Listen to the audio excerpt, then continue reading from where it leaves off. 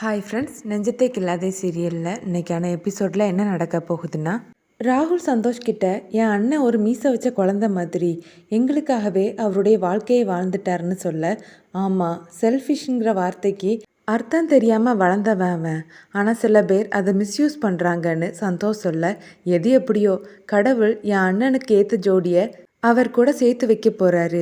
சல்லடை போட்டு தேடினாலும் என் அண்ணி மாதிரி ஒரு ஆள் என் அண்ணனுக்கு கிடைக்க போகிறதே இல்லை. அதை நினைக்கும் போது எனக்கு ரொம்பவே சந்தோஷமாக இருக்குதுன்னு ராகுல் சொல்கிறாரு. மாயாவை எல்லாருமே ரெடி பண்ணிகிட்டு இருக்காங்க.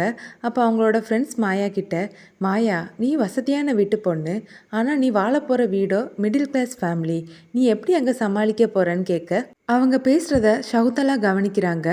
மாயா அவங்க ஃப்ரெண்ட்ஸ் கிட்ட, இங்கே பாருங்க, அதெல்லாம் என் அண்ணன் பார்த்துப்பாரு. அது மட்டும் இல்லை, நான் அந்த வீட்டுக்கு போனதும் அங்கே இருக்கக்கூடியவங்க எல்லாருமே என்னோட பேச்சை தான் கேட்கணும். சொல்லப்போனால் அந்த வீட்டில் நான் 2 நாள் தான்னு மாயா பேச வரும்போது சகுந்தலா மாயான்னு சத்தம் போட்டு கூப்பிடுறாங்க.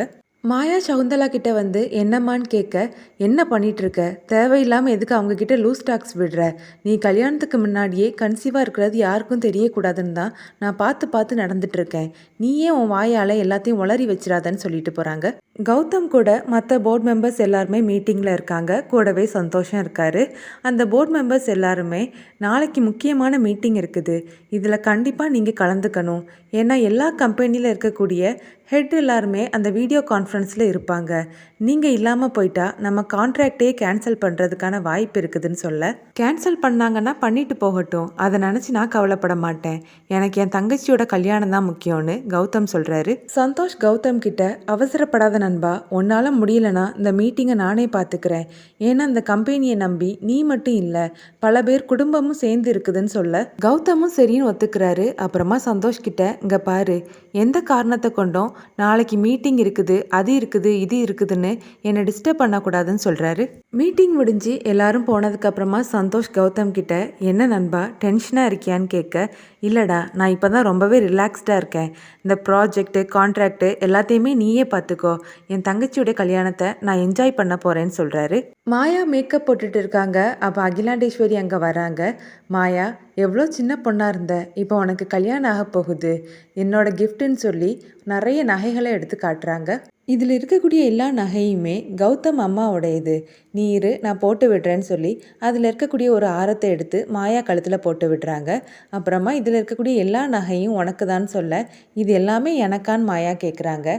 ஆமாம், பழனிசாமியோடைய பேத்தினா சும்மாவா, இது எல்லாம் உனக்கு தான் சொல்கிறாங்க. இதை கௌதமும் சந்தோஷம் தள்ளி நின்று பார்த்துட்டு நிற்கிறாங்க. கௌதம் மாயாவை பார்த்து சந்தோஷமும் படுறாரு, அதே நேரம் வருத்தமும் படுறாரு.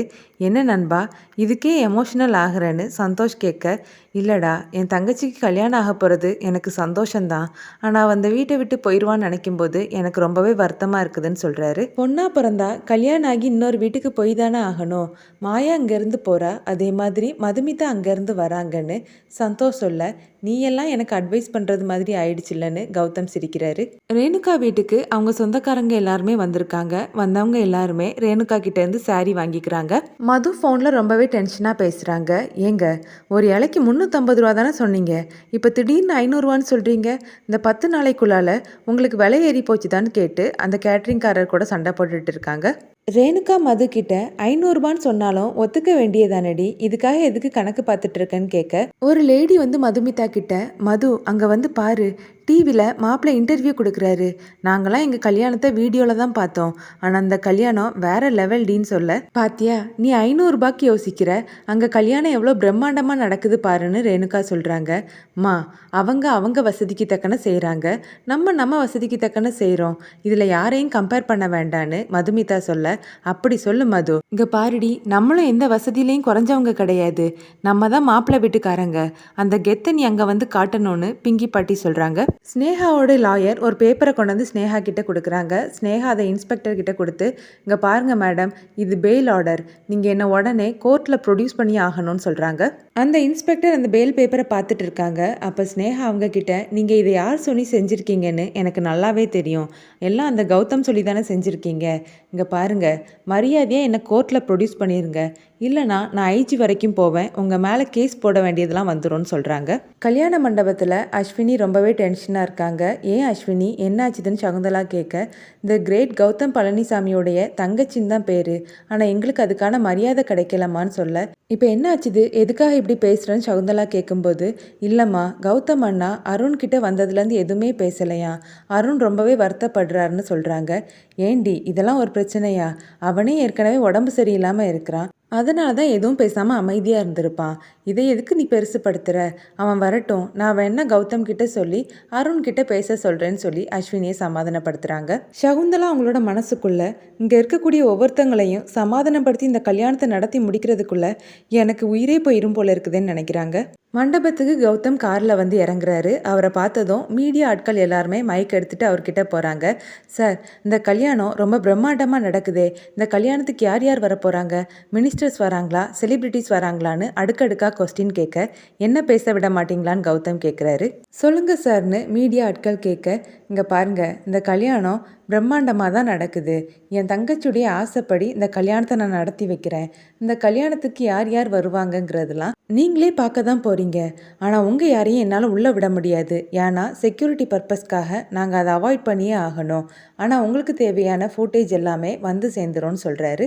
உங்கள் கல்யாணத்தை பற்றி ஏதாவது சொல்லுங்கள் சார், உங்கள் கல்யாணம் ஏன் இங்கே நடக்கலை, அது ஏன் சிம்பிளாக நடக்க போகுதுன்னு மீடியா ஆட்கள் கேட்க, அதெல்லாம் அப்புறமா பேசிக்கலான்னு சொல்லிட்டு கௌதம் உள்ளே போகிறாரு. அப்புறமா ஜீவாவும் அவரோட ஃபேமிலியும் காரில் வந்து இறங்குறத காட்டுறாங்க.